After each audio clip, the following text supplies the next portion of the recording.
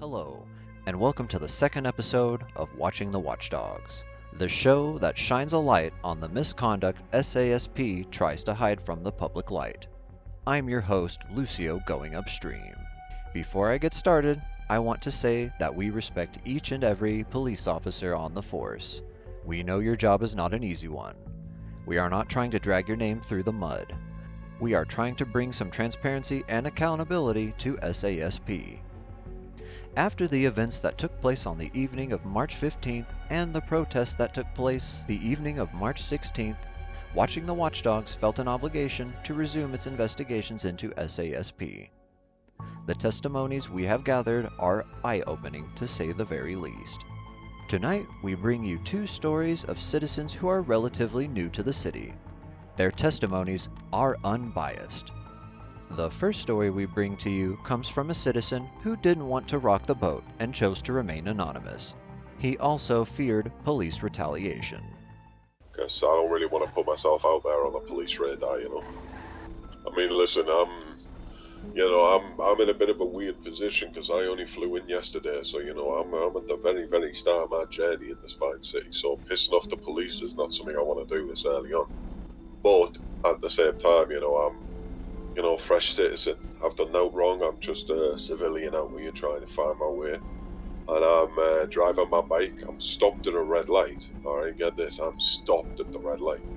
And they come blasting around in opposing lanes of traffic, smash me off my bike, get out the car, drop an IFAC, and then leave without saying a word.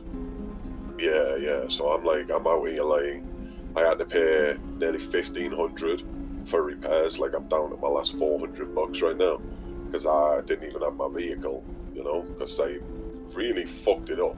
They didn't tap me, they hit me with some speed, and then the medical bills were like $250 as well. So I'm already $2,000 out of pocket, and I haven't even had a conversation with anyone yet. When did this occur, time and date? Oh shit, like an hour ago. You happen to see any distinguishing features I about mean, one of them wasn't wearing a shirt. I mean, I don't know how more distinguished you can get, but can't be that many of them on duty right now, right? One of them had a cone on his head, like a traffic cone.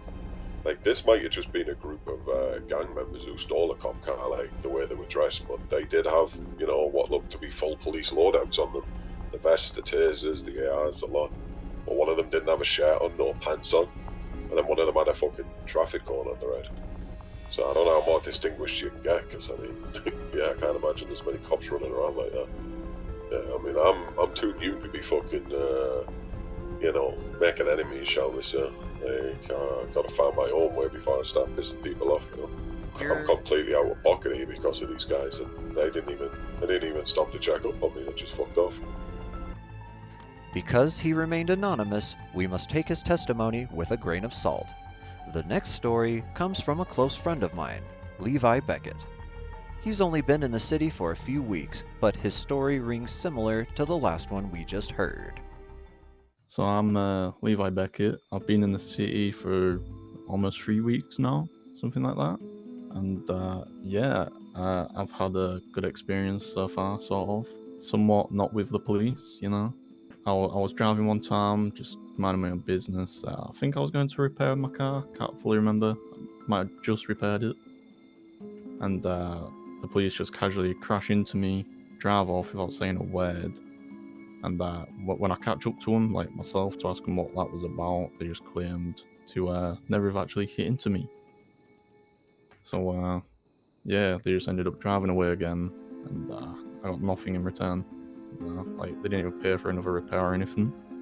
I believe it was a guy with he had a weird mustache. I don't know if that helps, but rather short hair, blonde mustache. I think he was by himself. I'm not 100% sure. So it was within my first week of being here, and the car was pretty much just blacked out. I think it was like a cruiser. Was it red and black? Yes, I think so. Anything else you'd like to add to that before we stop here?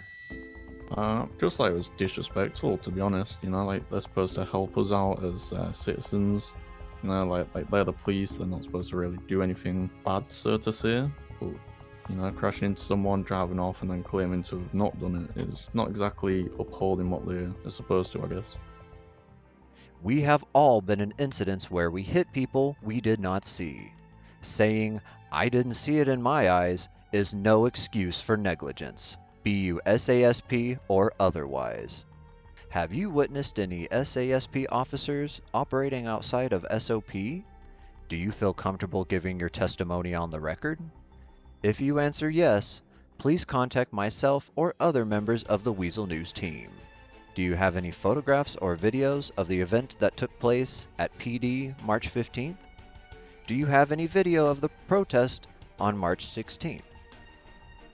If your footage was shot with a cell phone, camera, or a visibly apparent body camera, please email them to me. If your footage is usable, we may be able to compensate you. Watching the Watchdogs encourages all its citizens to wear a body camera and to record any and all interactions with SASP officers. Thank you for joining us this evening. Stay vigilant, stay aware, and always remember to watch the Watchdogs.